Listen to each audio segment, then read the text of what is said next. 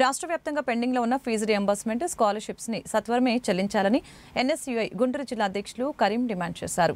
ఈ డిమాండ్తో సోమవారం కలెక్టరేట్ వద్ద నిరసన కార్యక్రమాన్ని చేపట్టి కలెక్టర్కి వినతి పత్రాన్ని సమర్పించారు. ఇందులో భాగంగా కరీం మాట్లాడారు. విద్యార్థుల భవిష్యత్తుని దృష్టిలో ఉంచుకొని రాష్ట్ర ప్రభుత్వం స్పందించాలని కోరారు.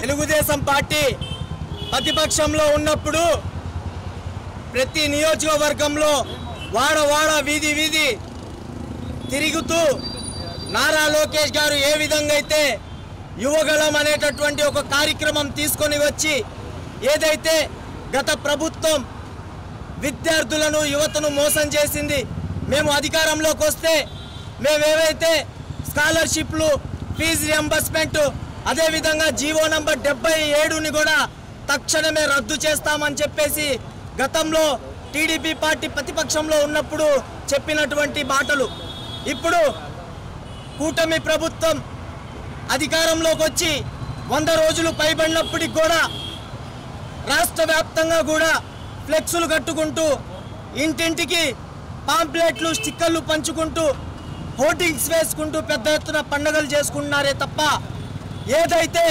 యువగలంలో 100 రోజుల్లోనే మేము ఆ గతంలో చేసినటువంటి అక్రమాన్ని మేము సరిదిద్దుతాం, మేము ఏదైతే మా పార్టీ అధికారంలోకి వస్తే మేము 100 రోజుల్లోనే హామీల్ని మొత్తం నెరవేరుస్తామనేటటువంటి మాటలు ఎట్టుపోయాయో ఒక్కసారి నారా లోకేష్ గారు గుర్తించుకోవాల్సినటువంటి అవసరం ఉంది.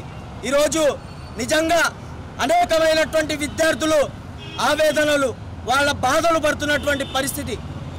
ఎక్కడ పడితే అక్కడ కళాశాలల్లో విద్యార్థులను కాలేజీలకు కూడా రానివ్వకుండా ఏదైతే ఫీజు రియంబర్స్మెంట్ చెల్లించలేదని చెప్పేసి ఎగ్జామ్స్ కూడా రాపించినటువంటి దుర్మార్గమైనటువంటి పరిస్థితి.